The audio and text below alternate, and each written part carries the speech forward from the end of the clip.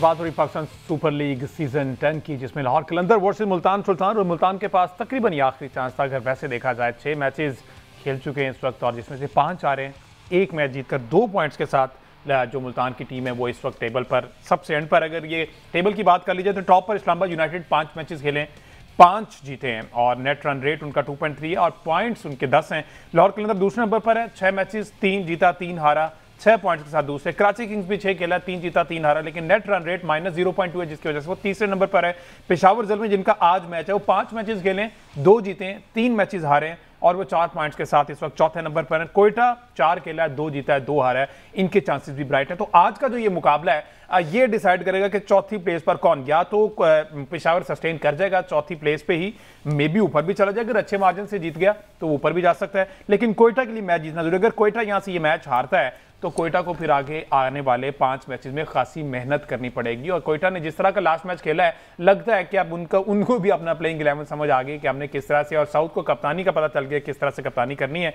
बहरहाल लाहौर कलंदर ने 100 matches complete कर लिए अपने इस PSL में ओवरऑल। अगर 10 साल देखा जाए, MSI साहब ऐसे क्या रिकॉर्ड्स हैं इन 100 मैचेस में, अगर सरसरी साहब बता दें तो।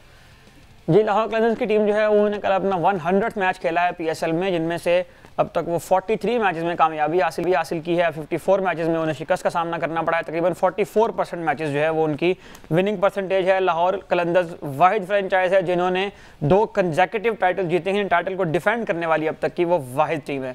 तो लाहौर कलंदर्स के यहाँ रिकॉर्ड का तस्करा करने के साथ साथ जिस बात का हम अक्सर तस्करा करते रहते हैं, लाहौर की सबसे खास बात यह है कि लाहौर जो है एक तो पूरा साल वो एक्टिविटीज़ करता है, जिसकी वजह से उनके फैंस इंगेज रहते हैं उनके साथ, और लाहौर के मैचेस देखने के लिए जो फैंस स्टेडियम में आते हैं, मेरा ख्याल है कि लाहौर को इस बात पर भी दाद देनी चाहिए कि पहले 5-6 सीजन में मुसलसल शिकस्तों और मुसलसल हार के बावजूद भी उनकी फ्रेंचाइज ने हौसला नहीं हारा, और उन्होंने अपने फैंस को जो है वो इंगेज रखा। उसके बाद रिजल्ट्स भी आना शुरू हुए, और साथ ही साथ जो है वो जब यूं ही PSL लाहौर आती है तो आप देखते हैं कि एक माहौल बन जाता है यहाँ। बिल्कुल इस तरह। अच्छा सलमान, भी बैटिंग की बात कर लीजिए। फखर जमान ने 28 रन की इनिंग्स खेली, 22 गेंदों पर 3 चौके हैं, 2 छक्के शामिल हैं, लेकिन उनके जो पार्टनर हैं वो उनका साथ देने को तैयार नहीं। मोहम्मद नईम जो है कल फिर 6 रन पर आउट हो गए, और अगर 5 मैचेस इनके खेले जाएं तो पहले में सबसे पहले 6 है, नहीं सबसे पहले 8 है, फिर 10 है, फिर 7 है, फिर 11 और कल रात 6 रन है। तो इस पर डेफिनेटली कॉमबॉक्स में भी बात हो रही होगी, इसकी टेक्निक पे बात हो रही होगी, और फर्दर भी उन तक भी ये बातें पहुंची होगी। तो आपके नज़दीक क्या, कहां पर लैग कर रहे हैं नईम, जो आपको समझ आया बीइंग ओपनिंग बैटर? देखिए, नईम अभी रिलेटिवली यंग है। नईम का डोमेस्टिक क्रिकेट का कोई तजुर्बा नहीं है, किसी किस्म की कोई लंबी क्रिकेट वो खेला नहीं है। सो ये जो बैटिंग सेंस डेवलप होती है ना, कि शॉट सिलेक्शन आपको पता चलती, किस बॉल को कहाँ खेलना है, प्री प्लान नहीं करना, प्री मेडिटेट नहीं करना, बॉल को रिस्पॉन्ड करना है, रिएक्ट करना है। ठीक है, एक बैटर जो होता है ना, वो बॉलर के एक्शन पे अपना रिएक्शन देता है। जो बैटिंग है ना, it is basically reaction, it's a response to the delivery, to pick the length. जब मैं नईम को देखता हूं तो ऐसा लगता है कि जैसे ना पहले से ज़हन बना हुआ, हिट मारनी है, वो मार देनी है, नहीं सोचना कि उधर फील्डर है नहीं है, ये बॉल वो है नहीं है, जो मैं करने जा रहा हूँ ये इस पे बनता है या इस पे इससे बेहतर शॉट खेला जा सकता है। तो ये वाली जो बेसिक बैटिंग की सेंस है वो डेवलप नहीं हुई। वो एक चीज डेवलप है कि बस बचे जा और जाके मार दे। तो ये चीज नजर आती है। और अगर लेट से अगर उनका किसी कोच ने या किसी सीनियर ने या उनके किसी टीममेट ने कहा कि भाई जाओ अपना तुम जाके खुला खेलो, even then you have to pick and choose.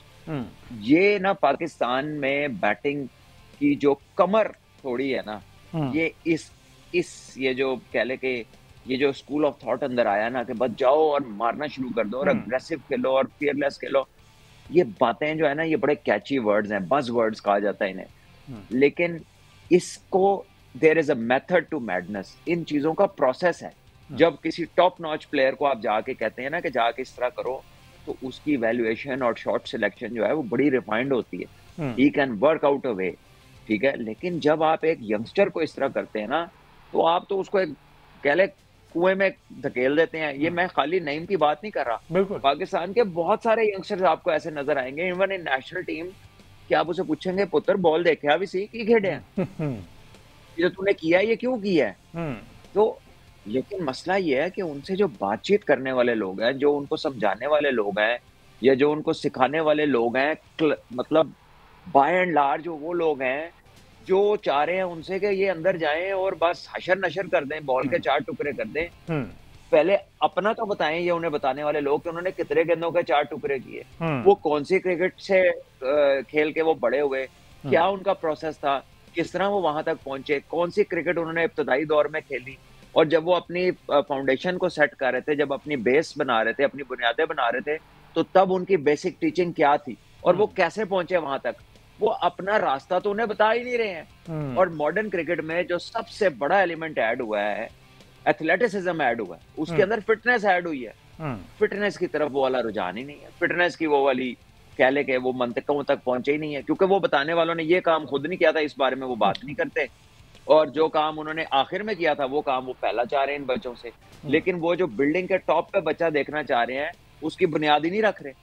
अब बुनियाद के बगैर तो बिल्डिंग खड़ी नहीं हो सकती, तो ये सोचने की चीज है। और हमारे यहाँ जो है बच्चों को जब तक हम लंबे तर्ज की क्रिकेट नहीं खिलाएंगे, जो डिमांडें हम बच्चों से कर रहे हैं ना, वो इन यंगस्टर्स के साथ ज्यादती है।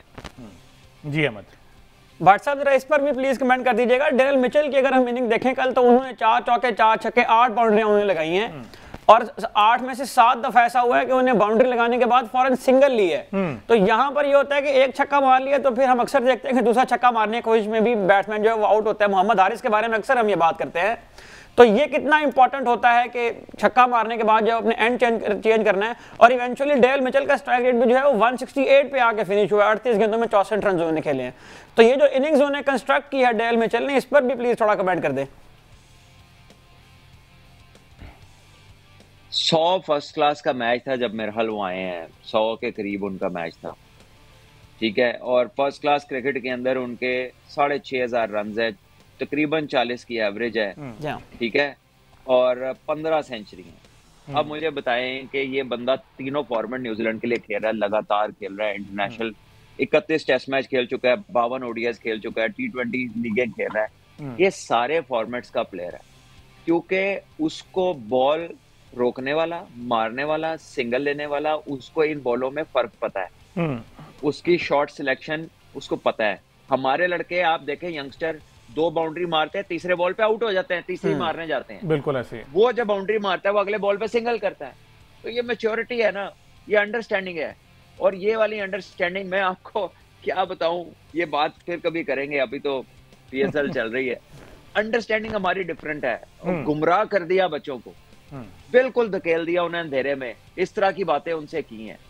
और ये कोई अभी ऐसा नहीं है कि रुक गई हैं ये बातें, ये अभी शायद थोड़ी सी स्लो स्पीड पे शायद थोड़ा सा झटका फील हुआ है कि यार है क्यों हो रहा है, तो शायद कुछ लोगों ने और सोचना शुरू किया। लेकिन ये हमें अपनी क्रिकेट का बुनियादी फर्क जो है ना वो दूर करने के लिए हमने क्रिकेट की जो पाथवेज है ना उसमें हमें लंबी क्रिकेट करानी पड़ेगी, उसके बगैर ये मसला हल नहीं होना, ठीक है। और ये जो फसली बटेरे जिनको हमने कोच कहना शुरू कर दिया है ना, ये कोच नहीं है। कोच इज नॉट अबाउट के जी सिर्फ बैट पकड़ना सिखा दिया और थोड़ी सी गेंदे फेंक के मरवा दिया, ये खाली कोचिंग नहीं है। और भैया बच्चे का माइंडसेट बनाना है, उसकी अंडरस्टैंडिंग डेवलप करनी है, and that can not be done without effective communication coming from a person जिसने वो काम किया हुआ है। उसी बंदे का किसी जंगी पायलट को कोई ऐसा पायलट पढ़ाता है जो PIA उड़ाता रहा हो? मुझे ये बता दें। बिल्कुल नहीं। कोई दिल का ऑपरेशन आप गुर्दे वाले से कराते हैं या डेंटिस्ट को कहते हैं यार मेरा जरा ब्रेन का मसला है तो इसको हल कर दो, हर चीज स्पेशलिस्ट से की जाती है। लेकिन जब बात क्रिकेट की आती है तो अनोखी मंतकें मिलती हैं। बॉलर बैटिंग का कोच बना हुआ है, जिनने जिंदगी च कुछ नहीं किया, वो आके दस रहा की करना है, ठीक है।